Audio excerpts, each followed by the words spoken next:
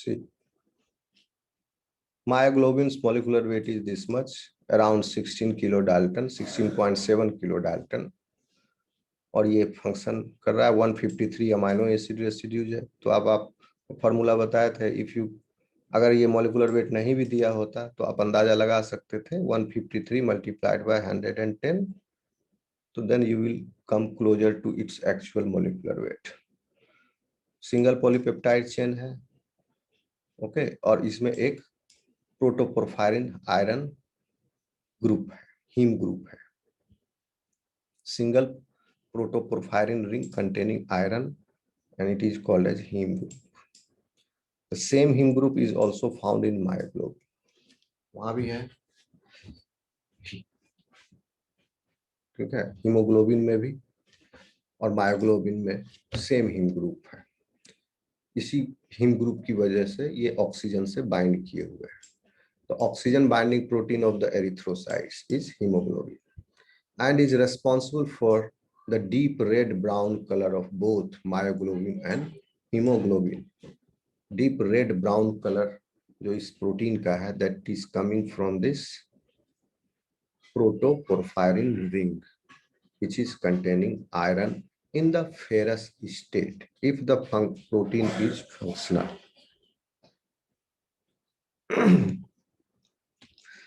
And myoglobin is particularly abundant in the muscles of diving animals. Diving animal के muscles में काफी ज्यादा मात्रा में मायोग्लोबिन पाया जाता है। डाइविंग एनिमल्स जैसे कि whale, seal, पोर्पोइज, small tooth whale with a low triangular dorsal fin and a blunt rounded snout. ये भी व्हेल है but tooth whale. पोर्पोइज so abundant that इतना ज्यादा होता है इनमें मायोग्लोबिन, व्हेल में, सील में, पोर्पोइज में, that the muscles of these animals are brown. Okay. And the storage and distribution of oxygen by muscle myoglobin permits diving mammals to remain submerged for long periods. Myoglobin काफी ज्यादा मात्रा में है इनके muscle में, इन्होंने ऑक्सीजन को capture कर लिया, अब वो काफी ज्यादा टाइम तक उनको ऑक्सीजन प्रोवाइड करते रहता है for its muscle to contract. Figure 416, this is 416, आपको दिख रहा है?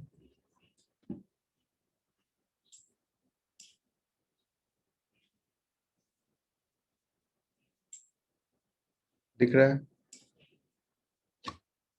Yes sir.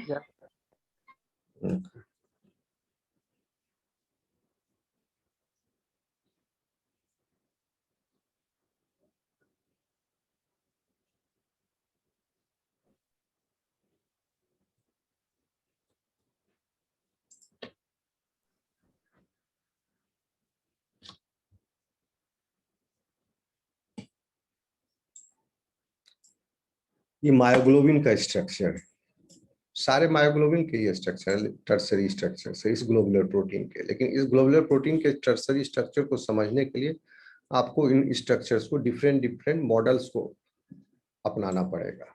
तो पहले तो आपको इसके बैकबोन को समझना पड़ेगा, इस प्रोटीन का बैकबोन किस तरह से फोल्डेड है। So you can see here, this is the figure which is explaining its backbone. तो in this figure you will find बहुत सारे हेलिक्स दिख रहे हैं आपको, अल्फा हेलिक्स इसमें दिख रहा है आपको, अल्फा हेलिक्स आपको कई सारे। यस देखिए एक अल्फा हेलिक्स इधर है, this one, this one, this one, okay, यहाँ पर भी कोई है। तो कितना हो गया, 1 2 3 4 5 6, ये भी हो सकता है 7, क्योंकि इसमें जो है टोटल मायोग्लोबिन में 8 अल्फा हेलाइसेज है। ठीक है। और इन अल्फा हेलाइसिस का जो लेंथ है तो क्योंकि 153 अमाइनो एसिड्स ही है टोटल इसमें, ठीक है। और इस 153 अमाइनो एसिड्स का 70% अमाइनो एसिड्स जो हैं वो पाए जाते हैं अल्फा हेलिक्स के अंदर, अल्फा हेलिकल सेकेंडरी स्ट्रक्चर में वो प्रेजेंट 70%। तो इसमें 8 अल्फा हेलिक्स, देखिए ज्यादातर इसमें अल्फा हेलिक्स ही है टोटल प्रोटीन का बैकबोन में। ये रेड वाला जो है दिस इज क्या, हीम ग्रुप, ये हीम ग्रुप है। आप देखेंगे कि एक पॉकेट के अंदर है, इस पॉकेट के अंदर, हीम ग्रुप के पॉकेट के अंदर आयरन जो है वो अंदर में है एकदम, वहां तक पानी की पहुंच नहीं है, ये हीम ग्रुप है। अब आ रही आवाज, समझ में आ रहा है आप लोगों को? Yes sir. ठीक। तो 8 अल्फा हेलाइसेज हैं और इन 8 अल्फा हेलाइसेज सब बराबर नहीं है, कोई बड़ा है कोई छोटा है। जैसे सबसे छोटा वाला है जिसमें 7 अमाइनो एसिड ही है सपोज, तो इस अल्फा हेलिक्स में कितने टर्न हो जाएंगे? 3.6 बताए थे, 3.6 अमाइनो एसिड रेसिड्यूज पर turn present in the alpha helix. 3.6 से भागा दे दो, लगभग 2 टर्न हुआ इसमें सिर्फ। तो 2 टर्न का भी अल्फा हेलिक्स है, जैसे देखो एक यहाँ दिख रहा है 2 टर्न वाला। तो सबसे छोटा वाला है उसमें इतना है, और बड़ा वाला जो है सबसे बड़ा अल्फा हेलिक्स जो इसमें, उसमें 23 अमाइनो एसिड्स है। तो लगभग ये 7 टर्न लेगा। समझ में आया? A structure is clear? Yes, sir. Okay. This one is, see, tertiary structure of sperm whale myoglobin, PDB ID। ये प्रोटीन डेटा बैंक आईडी है 1MBO, यानी मायोग्लोबिन कुछ इससे होगा नाम। पहला प्रोटीन मायोग्लोबिन, कई सारे हैं, अलग अलग स्पीसीज में अलग अलग तरह का मायोग्लोबिन है।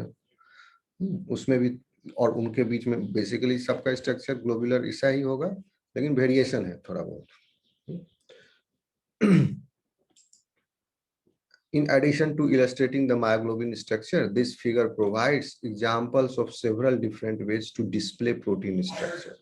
तो इस तरह से डिस्प्ले करके आपको अंडरस्टैंड करना पड़ेगा तो इसके स्ट्रक्चर। तो अगर सिर्फ आप अल्फा हेलिक्स का अभी जो बताया सिर्फ वही जान के संतुष्ट हो जाओगे, हम जान गए इसका स्ट्रक्चर, तो that will be incomplete information for you.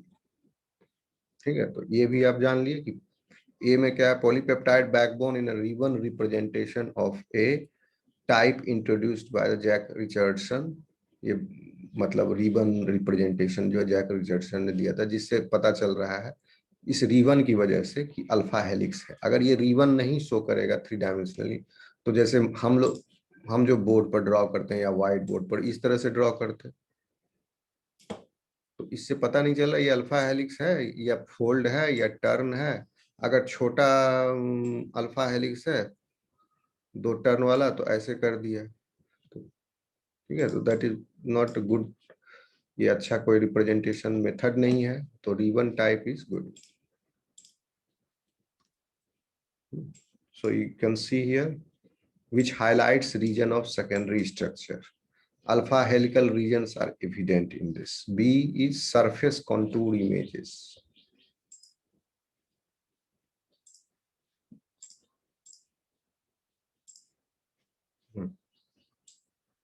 Surface contour image, this one D, what it is showing, this is useful for visualizing pockets in protein where other molecules might bind. Surface पर, इस protein के surface पर कहाँ depression है, कहाँ elevation है, यह show कर रहा है सरफेस पर दिस मॉडल में। तो अब आप इससे देख लीजिए, ये तो अंदर हो गया, इसके अल्फा हेलिक्स इसके अंदर है, और ये ऊपर से देख रहे हैं सरफेस पर इसको। तो यहाँ सब चूंकि ये मॉलिक्यूल्स हैं, सब एक दूसरे से सटे हुए हैं, कॉम्पैक्टली अरेंज्ड है, तो they are for forming depressions and elevations. आ रहा है समझ में? सर कॉन्टूर का मतलब? कॉन्टूर होता है, देखो जैसे उभार बोलो, उसको बोलेंगे उभार। जैसे मान लो कोई सरफेस है, उस सरफेस में suppose this is a flat surface, this will be called as flat surface. अब लेकिन एक कोई सरफेस है जिसमें ऐसे उभार है, फिर फ्लैट हो गया, फिर ऐसे ऐसे हो गया, फिर डिप्रेशन है, फिर उभार है, ऐसे ऐसे, मान लो इस तरह से सरफेस है, then you can say this is one contour, this is another contour, ये भी कंटूर है, ये भी कंटूर है, this one is also contour. भले ही ये उभार जो है बाहर की तरफ है एंड दिस उभार इज इनसाइड, ये क्या है? कंटूर है। कंटूर मतलब एक फ्लैट सरफेस के कंपैरिजन में किसी सरफेस पर उभार हो। समझ में आ रहा है? यस। तो आप देख सकते हैं यहाँ कई सारे उभार हैं, ये सब कॉन्टूर्स हैं, ये ऊपर की तरफ है, और कुछ उभार जो है अंदर की तरफ है, डिप्रेशन है, जैसे यहाँ देख रही है डिप्रेशन है, यहाँ डिप्रेशन लग रहा है। ये हीम ग्रुप जो है वो खुद ही इस पॉकेट में डिप्रेशन में अंदर घुसा हुआ है। देख रहे हैं? जिसमें अब ये अंदर में है, डिवाइस में है, और इसका आयरन जो है वो और अंदर में प्रोटेक्टेड है। करेक्ट? ये पिक्चर थोड़ा हेजी है ना? कितना समझ में आया? बी समझ में आया? यस। ओके।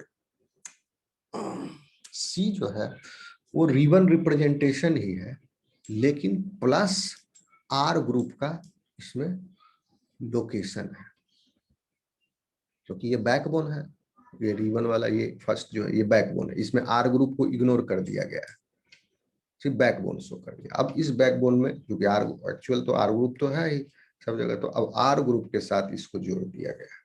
तो कैसा बन रहा है स्ट्रक्चर? तो इस वे में आप समझिएगा, क्योंकि अल्फा हेलिक्स है 70%, और अल्फा हेलिक्स में आर ग्रुप जो है वो बाहर की तरफ होते हैं, प्रोट्रूडिंग आउटवर्ड्स।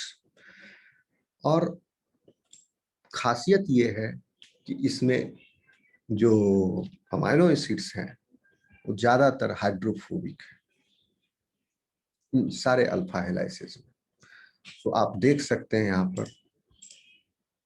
दिख रहा है, इसमें येलो कलर का अमाइनो एसिड जो है वो सारे हाइड्रोफोबिक है।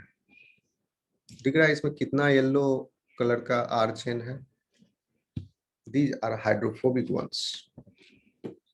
Ribbon representation including side chains, yellow, for the hydrophobic residues. Hydrophobic residues को येलो साइड चेन से शो कर दिया है, क्योंकि हाइड्रोफोबिक रेसिड्यूज को भी समझना जरूरी होगा। वो सब इंटीरियर में चले गए, leucine, isoleucine, valine, phenyl alanine, ये सब रेड कलर, येलो कलर का आपको दिख रहा होगा, दिख रहा है? Yes sir. Yes sir. देखिए मुझे यहाँ क्लियरली दिख रहा नहीं, यहाँ पर एक रिंग कलर, रिंग जैसा है, ये फिनाइल एलानिन का आर ग्रुप है।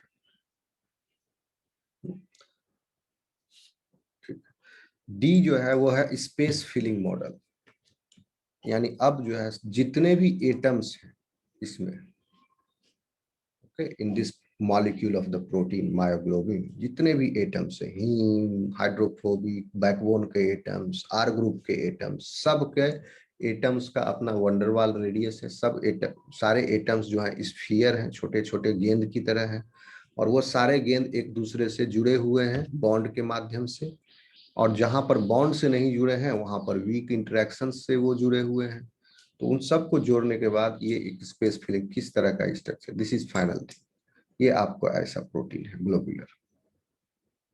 ठीक है, अब आप इसमें देख सकते हैं कि हीम ग्रुप देखिए यहाँ है, hydrophobic residues are buried inside, hydrophilic residues are on the outside, जहां पर ये वाटर के साथ हाइड्रोजन बॉन्ड करेगा, और जो हाइड्रोफोबिक रेसिड्यूज अंदर चले गए वहां पर वो सब स्टेबलाइज्ड है वंडरवाल फोर्सेस से, और किसे? हाइड्रोफोबिक इंटरेक्शन से। हाइड्रोफोबिक इंटरेक्शन होगा तो वंडरवाल इंटरेक्शन भी होंगे। ठीक है, hydrophobic residues are again shown in yellow, most are buried in the interior of the protein, इसीलिए वो दिख नहीं रहे हैं। कुछ कुछ जो है वो झांक रहा है बाहर, लेकिन ज्यादातर जो है बरीड है अंदर। ओके, आया समझ में? चलें आगे। Yes sir.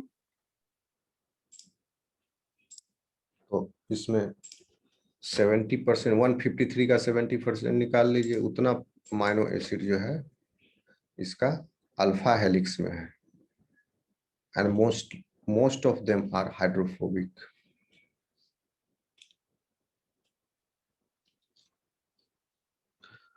Shows several structural representations of myoglobin, illustrating how polypeptide chain is folded in 3 dimensions. Its tertiary structure. The red group surrounded by protein is heme. The backbone of the myoglobin molecule consists of 8 relatively straight segments of alpha helix. भी बताया ही आपको, 8 alpha helix है, straight segments, और उन alpha helix के बीच में क्या है? बेंड्स है, इंटरप्टेड बाय बेंड्स। ये इनके बीच में बेंड है, और एक जगह किंक है।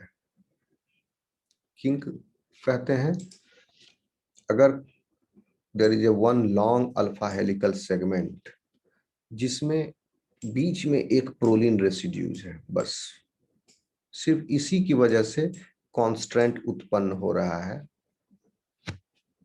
इमेजिन कीजिए, अब ये इमेजिनरी सिचुएशन है, अगर ये प्रोलिन ना होता तो ये पूरा पॉलीपेप्टाइड चेन अल्फा हेलिकल होता स्ट्रक्चर, लेकिन बीच में प्रोलिन आपने मान लो इंसर्ट हो गया, प्रोलिन का प्रेजेंस है।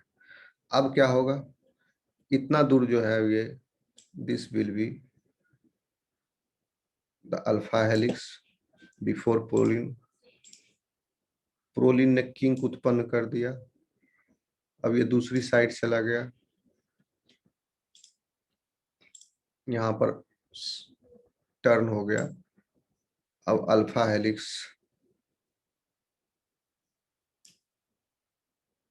हो गया किंक उत्पन्न करने के बाद, तो आपको दिख जाएगा इसमें। तो इसमें ज्यादातर जो है 3-4 प्रोलिन रेसिड्यूज है मायोग्लोबिन में, जिसमें से एक प्रोलिन जो है is forming a kink, and other 3 are present in the bends like this. ये बेंड है,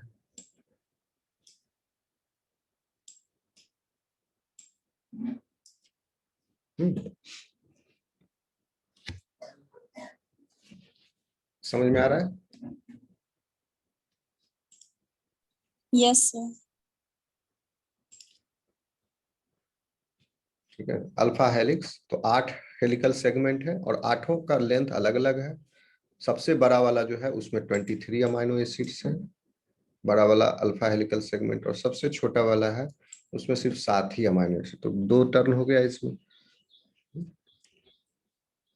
और all alpha helices are right handed, ये भी आपको पता ही है, क्योंकि सारे प्रोटीन जो पाए जाते हैं बैक्टीरिया से लेकर के ह्यूमन बीइंग तक सभी में अल्फा हेलिक्स जो है वो राइट हैंडेड है।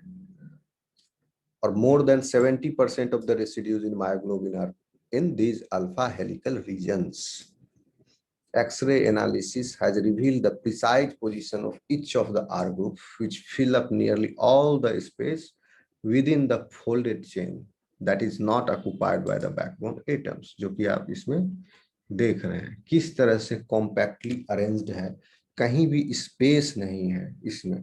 153 amino acid long polypeptide chain is compactly folded, और इंटीरियर कोर इसका इतना कॉम्पैक्टली फोल्डेड है कि उसमें सिर्फ 4 एटम ऑफ वाटर मॉलिक्यूल की ही जगह है, सिर्फ 4। सोचिए, only 4 molecules of water can be accommodated in its core. इतना कॉम्पैक्टली अरेंज्ड। वाटर कितना छोटा मॉलिक्यूल, फिर भी।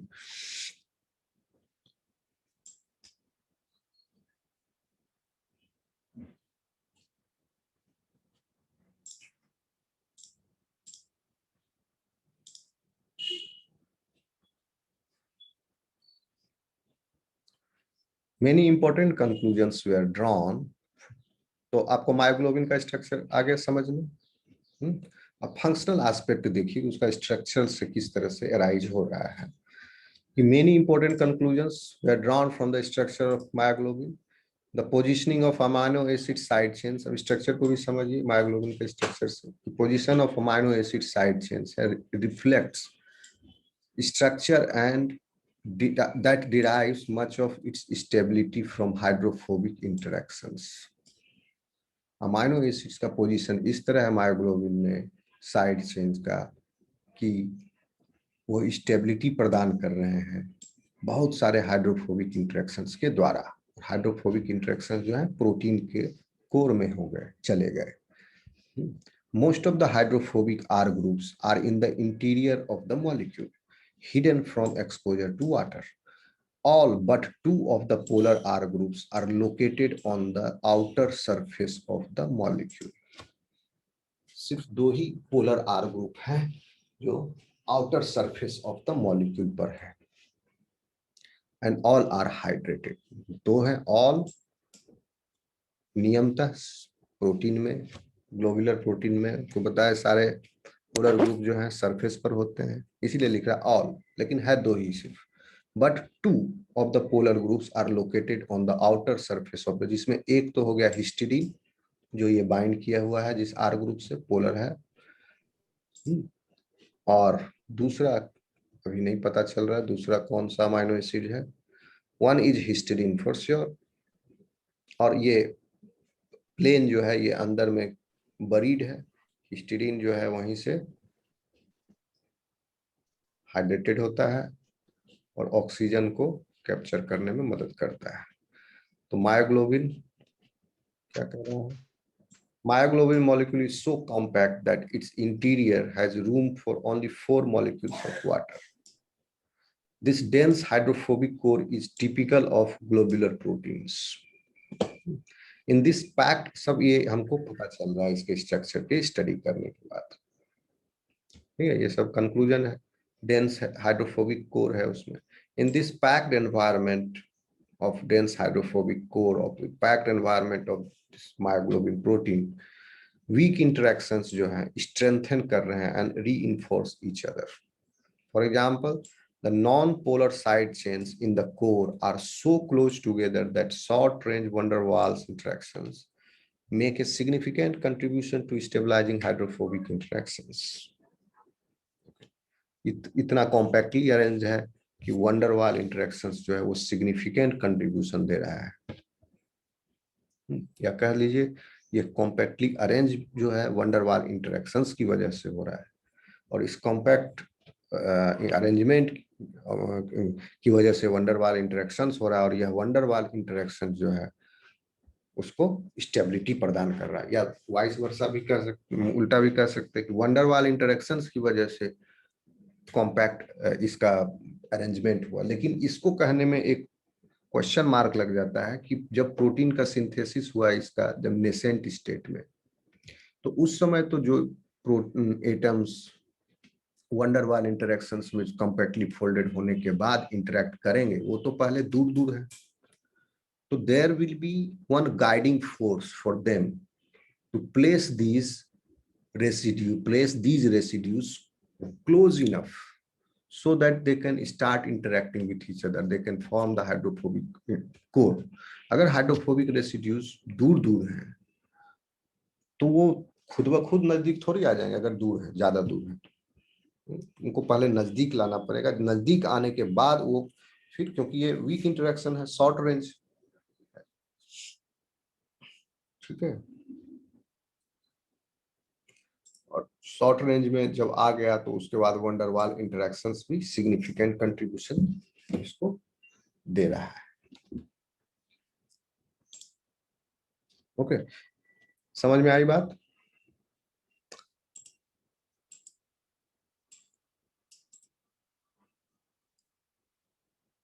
कुछ सवाल है आप लोगों का?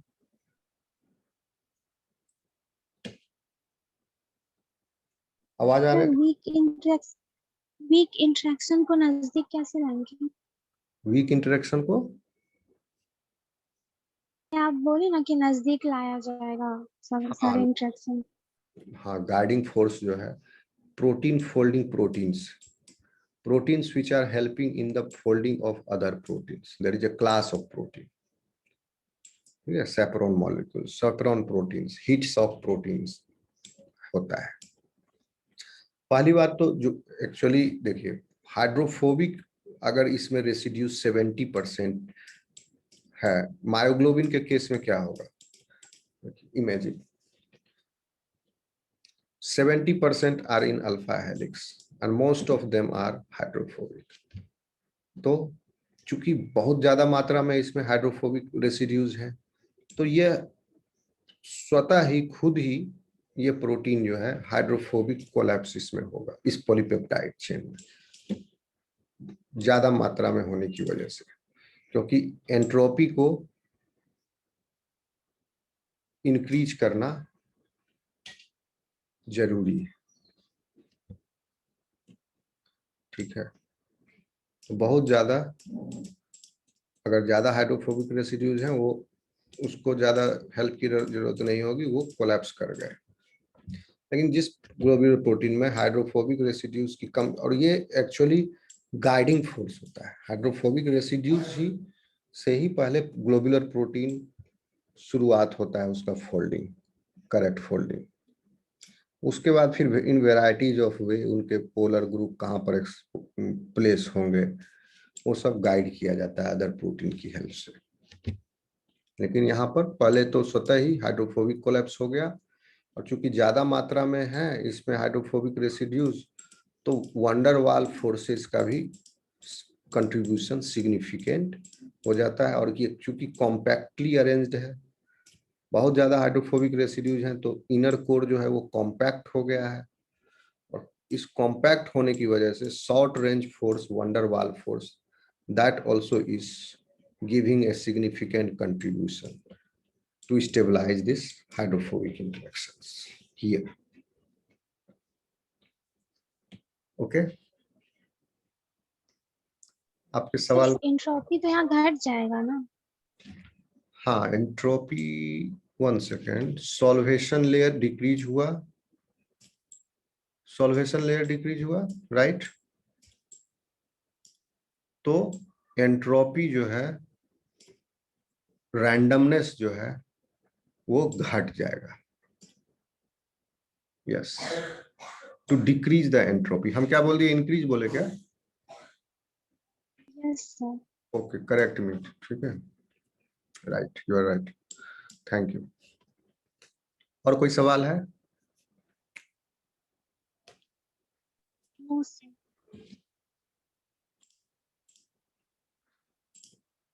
Okay, 3 to 4 proline residues are found at bends. 3 of the 4. The fourth proline residue occurs within an alpha helix where it creates a kink necessary for tight helix packing. Flat heme group rests in a crevice or pocket in the myoglobin molecule. The iron atom in the center of the heme group has two bonding coordination positions perpendicular to the plane of the heme. These two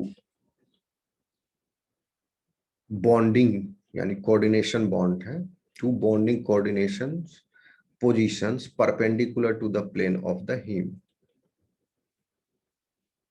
और ये perpendicular है। One of these is bound to R group of the histidine residue at position number 93.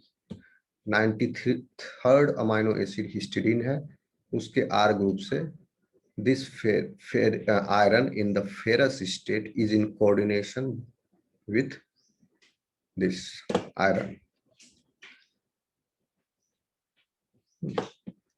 Within this pocket, the accessibility of the heme group to solvent is highly restricted. Solvent का काफी यहाँ पर restriction है, नहीं जा सकता है water. This is important for function, क्योंकि अगर water जाएगा यहाँ पर तो क्या होगा, ये ferrous state से ferric state में बदल देगा. Because free heme groups in an oxygenated solution water oxygenated solution है, ऑक्सीजन है उसमें, ठीक है। Are rapidly oxidize from ferrous form which is active in the reversible binding with O2।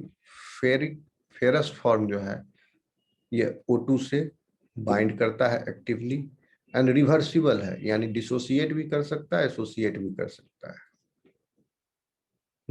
तो उस फॉर्म से, फेरस फॉर्म से फेरिक फॉर्म में तब्दील हो गया, जो कि नहीं बाइंड कर सकता है। समझ में आया? ये ऑक्सीडाइज हो गया, ये और एक इलेक्ट्रॉन जो है डोनेट कर दिया, तो जिससे ये एक्स्ट्रा चार्ज आ जाता है। Form which does not bind with O2, तो this form does not bind with O2, तो पूरे प्रोटीन का फंक्शन लॉस हो गया। ओके, ये स्ट्रक्चर आपको क्लियर हो गया मायोग्लोबिन का। चलें आगे। Yes, sir. ठीक है। So globular proteins, other type of, तो variety of globular proteins है, सब में variety of tertiary structures है। तो देखिए जैसे this table, in this table they have shown approximate proportion of alpha helix and beta conformation in some single chain proteins, single chain polypeptides। तो different examples है, chymotrypsin। chymotrypsin क्या है? Enzyme है, digestive enzyme है, protein को digest करता है, लेकिन ये इनएक्टिव फॉर्म है। किसका इनएक्टिव फॉर्म है? नहीं, सॉरी, एक्टिव फॉर्म है काइमोट्रिप्सिन। इनएक्टिव फॉर्म है काइमोट्रिप्सिनोजेन। इसमें 247 अमाइनो एसिड रेसिड्यूज है। इस 247 में 14% अल्फा हेलिक्स में कैद है और 45% बीटा कन्फर्मेशन में प्रेजेंट है। तो देखिए ये इस एंजाइम में अल्फा हेलिक्स जो है कम है। अभी मायोग्लोबिन देखे थे, उसमें कहा अल्फा हेलिक्स जो है 70% है। अल्फा हेलिक्स में 70% अमाइनो एसिड्स है। आ रहा है समझ में? Yes, sir. और Yes, sir. काइमोट्रिप्सिन में अल्फा हेलिक्स में 14% है अमाइनो एसिड्स। बीटा कन्फर्मेशन देखिए यहाँ पर ज्यादा है उसमें अमाइनो एसिड्स। तो इस एंजाइम के लिए देखिए बीटा कन्फर्मेशन इस तरह का इसका स्ट्रक्चरल वेरिएशन है। राइबोन्यूक्लियेज ये एंजाइम है, ये क्या करता है? राइबोन्यूक्लिक एसिड्स आरएनए को डाइजेस्ट करता है, ठीक है, हाइड्रोलाइज करता है एंजाइम। 124 अमाइनो एसिड्स है, इसमें अल्फा हेलिक्स में 26% है, बीटा कन्फर्मेशन में 35% अमाइनो एसिड्स। कार्बोक्सी पेप्टिडेज ये भी एक डाइजेस्टिव एंजाइम है ना, जो कि प्रोटीन को डाइजेस्ट करता है। नाम है कार्बोक्सी पेप्टिडेज, मतलब कार्बोक्सी टर्मिनल एंड से 1 by 1 अमाइनो एसिड्स को ये यानी 1 by 1 पेप्टाइड बॉन्ड्स को ब्रेक करता है। ठीक है, 307 अमाइनो एसिड्स रेसिड्यूज हैं इसमें, और इसमें अल्फा हेलिक्स में 38% रेसिड्यूज है, 17% बीटा कन्फर्मेशन। तो बाकी कहाँ है? 38 + 17 हो जाता है आपका 55। बाकी का 45% अमाइनो एसिड्स जो है वो फोल्ड्स में है, बेंड्स में है, या ऐसे टाइप का सेकेंडरी स्ट्रक्चरल एलिमेंट है जो कि यूनिक है इस प्रोटीन के लिए, दूसरे प्रोटीन में नहीं, मतलब रैंडम है, क्वाइलिंग है, इस तरह से। Okay, cytochrome C electron carrier था आपका, उस पढ़े थे आप इलेक्ट्रॉन ट्रांसपोर्ट चेन में। Oxygen soluble electron carrier, 104 amino acids in this protein, 39% in alpha helix, beta conformation इसमें नहीं है। लाइसोजाइम ये एंजाइम है, it is present in your आंसू, टीयर्स में होते हैं, ठीक है, सलाइवरी ग्लैंड में भी होता है lysozyme. Okay, what it does, it breaks the peptidoglycan layer of the bacterial cell wall. तो इसमें 40% है अल्फा हेलिक्स, 12% है बीटा कन्फर्मेशन। मायोग्लोबिन अभी हम लोग देखे ही इसका example, 78% alpha helix, beta conformation 0 है। करेक्ट? तो ये आपको एक आइडिया मिल गया ग्लोबुलर प्रोटीन्स में अल्फा हेलिक्स, बीटा कन्फॉर्मेशन और अलग अलग तरह के सेकेंडरी स्ट्रक्चरल एलिमेंट्स बहुत सारे प्रेजेंट हैं। ओके,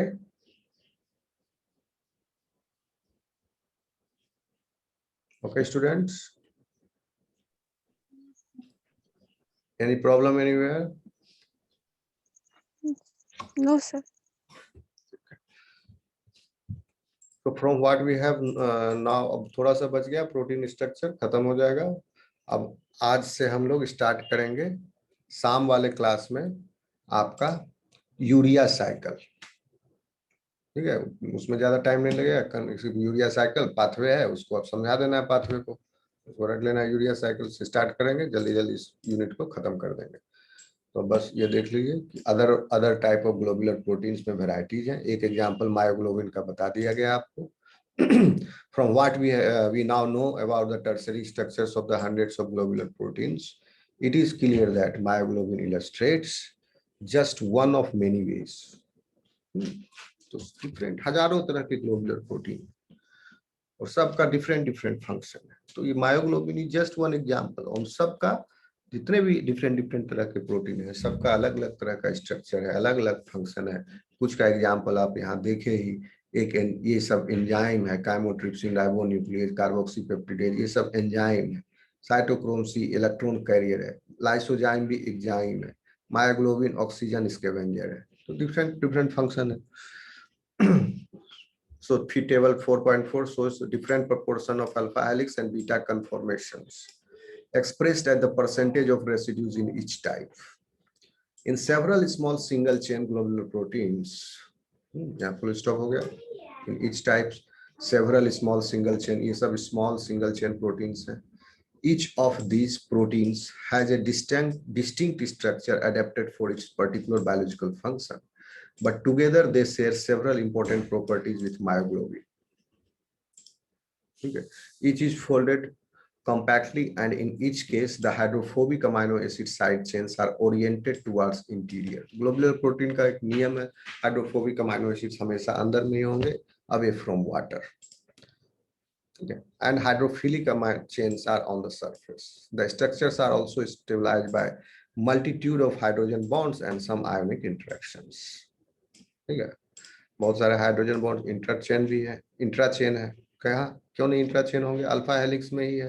हर अमाइनो एसिड अपने चौथे अमाइनो एसिड या तीसरे अमाइनो एसिड के साथ हाइड्रोजन बॉन्ड किया हुआ है। बीटा कन्फॉर्मेशन में भी ठीक है, ये डिपेंड करेगा कि इसमें डिमार्केट नहीं किया कि एंटी पैरेलल है, ये 45% बीटा कन्फॉर्मेशन में कितना सीट है और वो सीट में एंटी पैरेलल है कि पैरेलल है। तो एंटी पैरेलल होगा तो वहां भी अब हाइड्रोजन बॉन्डिंग है, नहीं पैरेलल है तो उसमें भी between each beta strand there is hydrogen bonding. सिर्फ अंतर है पैरेलल और एंटी पैरेलल में यही कि पैरेलल में इन लाइन है hydrogen bonding, sorry anti parallel में इन लाइन है और पैरेलल में इन लाइन नहीं है, it is with an angle.